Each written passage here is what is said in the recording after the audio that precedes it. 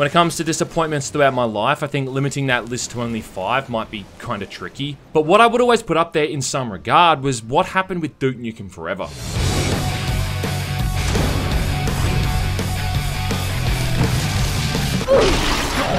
A game which had one of the most notorious development cycles of all time, and one that's still lingering in the minds of fans all these years later, with both 3D Realms and Gearbox Software still both being in the limelight for different reasons.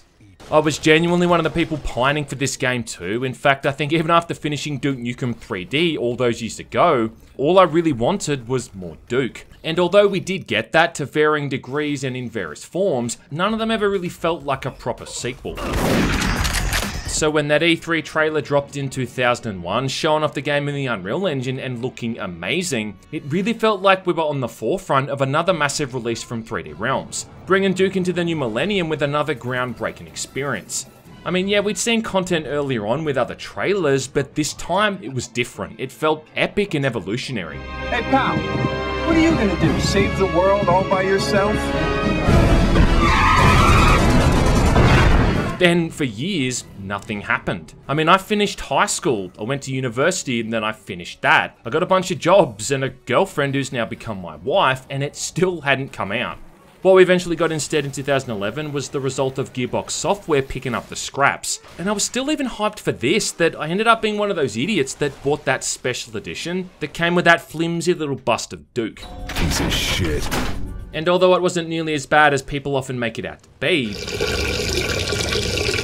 it still wasn't that original 2001 build that first got me so hyped up as a 13-year-old kid.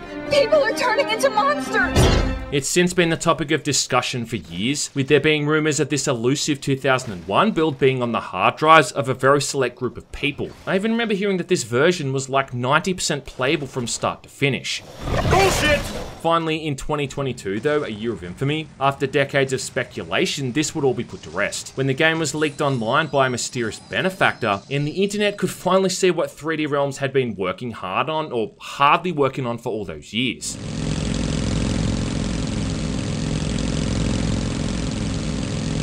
You haven't done anything with this. Well, bear in mind, I am in the smaller office. And I was just kind of like, is this it? They're everywhere! People are turning into monsters! God damn! Because although there was quite a bit of content to get through, it was pretty plain to see, man, that this build was far from playable, at least in a start to finish sense. Damn, I make this look good. There was a rough start to the campaign and you could load up individual maps, but it wasn't really common to play through them properly. You'd run into lots of dead ends, a series of empty streets on the boulevard of broken dreams, not to mention just coming across glitches or bugs that stopped you from progressing. Oh. Having watched that old E3 trailer more times than I can count, it was interesting going through this though and playing through those short sequences that had obviously just been made to be used in the trailer. Plus you could also use the cheats to play with all the weapons, and yeah, there was a bit of fun to be had there too. But it was far from a perfect build, and I kind of feel like if anything it hurt that iteration of 3D Realms rep even more, making me really wonder just what the hell those guys had been doing back then for all those years. I mean, if this was all they had to show for it. I'm beginning to wonder if you understand anything. Well, I guess I wasn't the only one to think that, because in response to this, a group of absolute chads and chadettes called Mighty Foot Productions banded together to try to fill in the blanks with the so-called Duke Nukem Forever restoration project. And now, finally in 2023, we can get a slightly playable version of an unreleased, unfinished game from 2001. And look, if stuff like this doesn't epitomise why the internet exists, then I don't know what does. So what are we looking at with this thing? Well, it's pretty simple. This project's attempting to fill in the blanks, so to speak, that got left behind all those years ago, fixing all the bugs and the glitches and allowing you to more or less play through the campaign from beginning to end, at least in the sense of what these guys would imagine it to be. Thanks, come again. In the current build, they've really only finished like the first chapter or so, which ain't gonna take longer than like an hour or so to get through, but it's plain to see that a lot of work has already gone into this thing, especially when you compare it to how those first few areas originally played. We're all gonna die. What's also kinda handy is that it looks and runs a lot better, being a lot more stable and being much less prone to crashing, which is an automatic thumbs up in my books. What's also kind of interesting is how the version of Duke Nukem Forever that we got in 2011 actually didn't stray too far from what the original game seemed to be going for. So the whole thing takes place in a world where Duke's become a celebrity / entrepreneur after saving the world from the aliens back in '96. And the story begins with Duke being called to the stage as the guest of a chat show before the aliens suddenly attack Las Vegas. Hey, what's going on, Duke? Something's not right. I better check things out.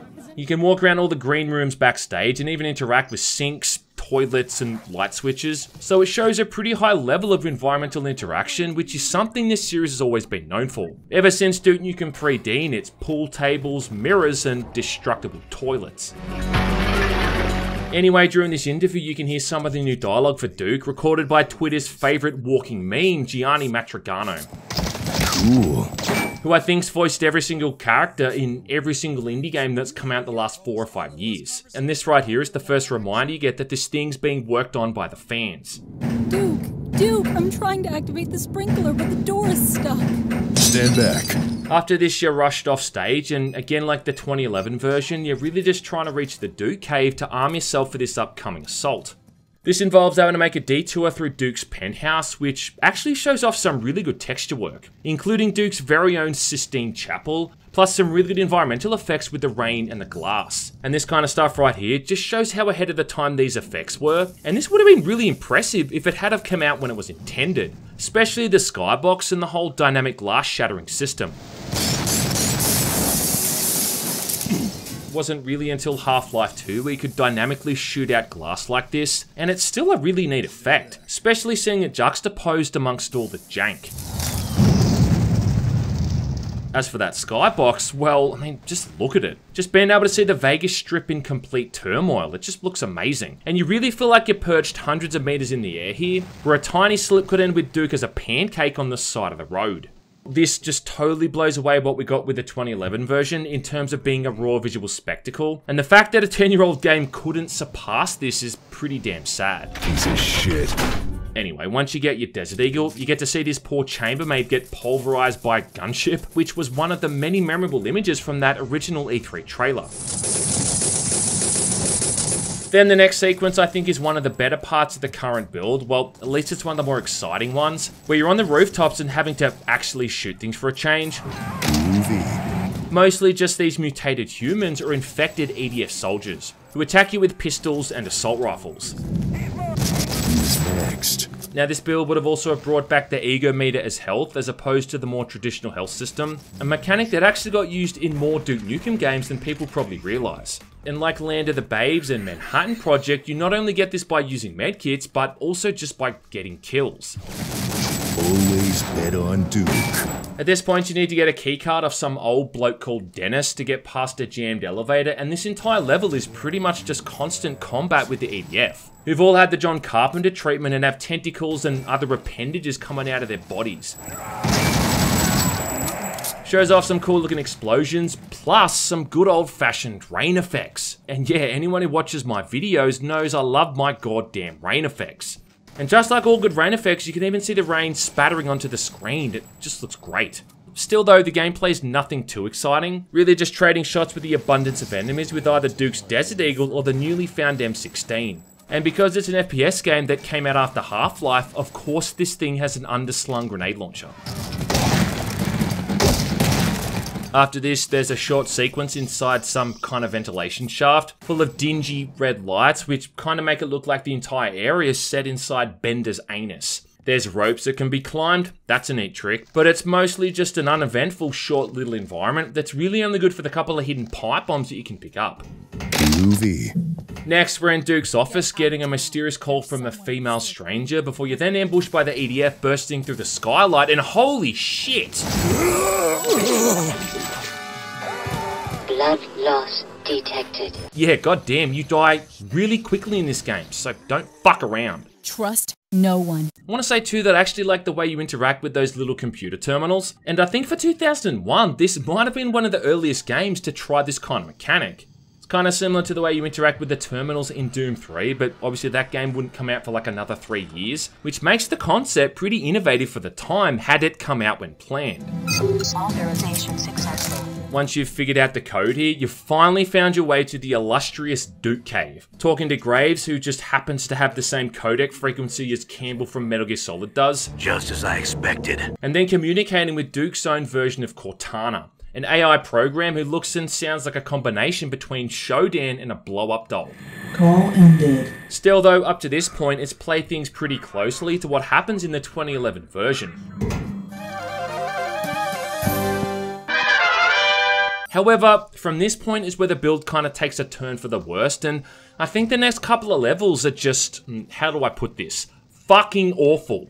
Yeah, I don't know if I've mentioned it yet, but it is often dark as shit in this game, and trying to see enemies in these environments is like trying to spot pepper flakes on a lump of coal. So yeah, how amazing is it that the next couple of areas are all set inside rooms of the casino where the power's gone out, putting you in these near pitch black rooms against infected humans, and these little creepy crawly creatures which feel like an evolution of those protozoid slimers from 3D. You gotta find a keycard to get through the first area to access the second, where you then need to locate a spare fuse to repair a broken elevator. And yeah, look, that's all fine and dandy, but you've got practically no light source the entire time. Funnily enough, earlier on, the game lets you pick up and use a flashlight, but then during this sequence where you actually need one, there's none to be found. Yeah, that makes sense. I just think if there's going to be one thing they add to this game, a dedicated flashlight should be one of them.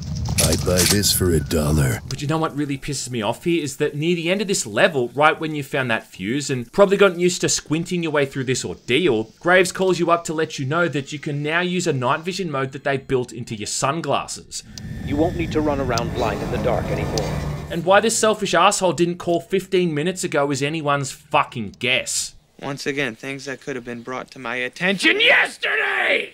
This area does have one of the sequences from that old E3 trailer, just used in a different way. Watching some poor security guard try to ram down a locked door as opposed to trying to keep it closed. Man, this thing is really pissed off. Man, this thing is really pissed off. Using the shotgun here for the first time also has its merits, and it's a scientific fact that mutated zombie-like enemies and shotguns go hand in hand. But this whole level felt like the virtual version of giving someone a colonoscopy. Man, this thing is really pissed off. Finally, after getting the elevator working again, you've made it to the casino floor.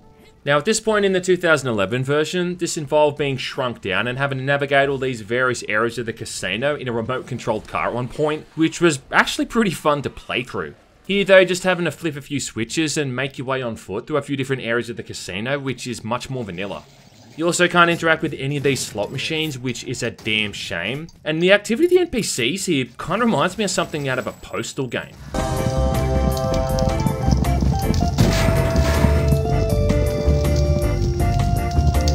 Still though, if nothing else, it does at least look pretty damn good with great texture work, impressive lighting, and even reflective surfaces on some of the floors.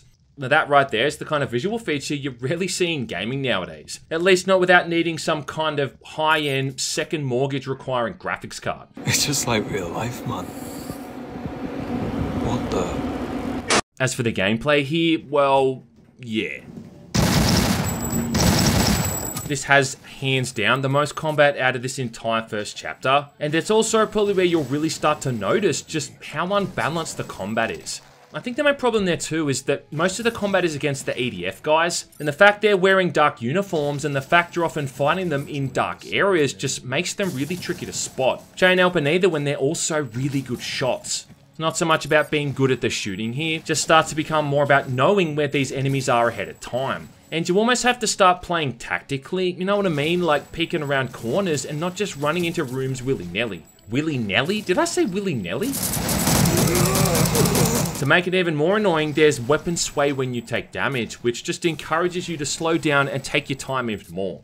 In a weird way, I guess that does kind of tie in with how most of those old build engine games used to play. I mean, try sprinting ahead in Blood or Shadow Warrior, for instance, and yeah, see how long you last. So if nothing else, it does kind of remind you that you're playing a 20 or something year old shooter. I think Max Payne had the right idea when it came to how to handle real life weapons by giving bullets a slight delay before they hit their target. You know, with what was more or less just highly exaggerated bullet velocity. And I think this game would also kind of benefited from that regard in future updates as well. Unless of course they're trying to capture that feeling of early 2000s hit scanning combat, in which case, mission accomplished. I'd buy this for $1. Fuck you! I also feel like the abundance of infected humans throughout this area, can I just call them zombies? I just feel like the abundance of zombies throughout this area are also just put there on purpose to help you get your ego meter back up, because they sure as shit aren't put there to be challenging. You do have a riot shield through all of this, though for what point that thing even serves, I have no idea. It doesn't even seem to block damage, despite it getting shot to shit whenever you hold it up. Plus, you've got to swap back to a weapon anyway to shoot it, so it just kind of seems entirely pointless. If you could use it in tandem with the Desert Eagle and actually shoot at someone, well, it might have had merit. But right now, it's about as useful as condoms at a Smash Brothers tournament.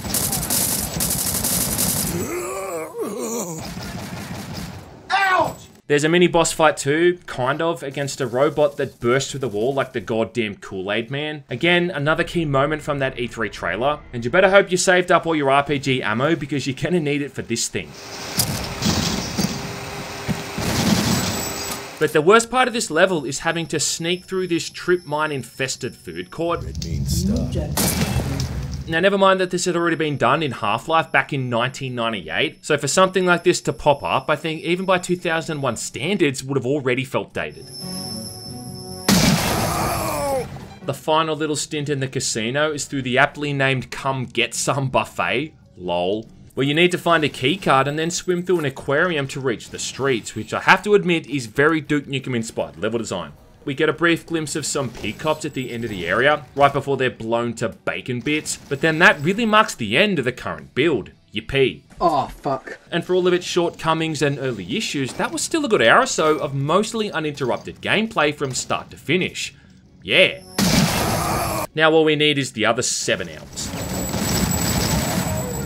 You can play through the rest of the unfinished levels if you really want to, though these don't seem to differ too much from that original leak. And I guess that all just kind of depends too on whether or not you're really that curious and want to spend your spare time walking around these mostly empty, uninhabited environments. The only other real standout in this current build is that secret Hollywood Holocaust level from Duke Nukem 3D. But I gotta be honest and say that I actually found it kind of depressing to play this, because while the general layout and placement of enemies is the same, it just feels so sloppy and unloved. And it even looks worse off than the build engine version most of the time.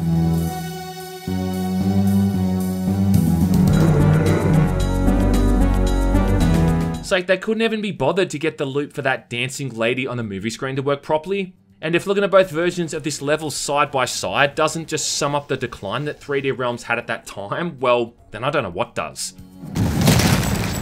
All up though, for this so-called first slice, the restoration project does seem to be off to a good start. Get that crap out of here. I do want to say that hearing Gianni do all the voice work is going to take a bit of time to get used to. And look, don't get me wrong, the guy does a good impression of Duke. It's just, at the end of the day, that's all it is, an impression. Some motherfuckers are always trying to ice skate uphill. Say hello to my little friend. Step right up and get some. And I just don't know if I can look past the fact that John St. John isn't doing the dialogue. I understand that this guy's had his, shall we say, moments on social media lately, but the fact of the matter is that John is Duke Nukem. He's one of a select roster of video game characters who are arguably as well known for their voice as they are for their personality. I'm gonna get medieval on your asses. It'd be like hearing someone else voice Solid Snake, Nathan Drake, Alex Vance, and yeah, now sad to say, Batman. Yeah, I don't think I've forgotten that we lost Kevin Conroy recently, and no matter who steps into that role, they're gonna have some big bat boots to fill. Hearing someone do a very good impression of Duke Nukem is good, but yeah, it's still just an impression at the end of the day. Stop wasting air and die already. That does all kind of lend itself to the whole community, fan-made aspect of the project, but it's just another sad reminder that I don't think we'll ever truly get to play what 3D Realms ever intended all those years ago. We're still a fair ways off this thing being finished, and there's got to be a good dozen or so chapters that still need the same treatment that the first ones had. And the long and short of it too is that everything this build will eventually restore, we've already played in the 2011 version. I mean, love it or hate it, man, that version seemed to follow more or less the same structure. Starting in Vegas, moving through the desert, and then ending up at the Hoover Dam for the finale. All the stuff they seemed to miss with the cat house in the desert and the showdown on the moon against Dr. Proton was included in the DLC, the Doctor Who Cloned Me. That era for FPS games back in the early 2000s was pretty damn tight anyway, you know what I mean? Even without Duke Nukem. I mean, damn, dog, we had games like Return to Castle Wolfenstein, No One Lives Forever, Serious Sam, and even the first Halo. So it's not like it was this dark age of shooters just begging to be filled in with light.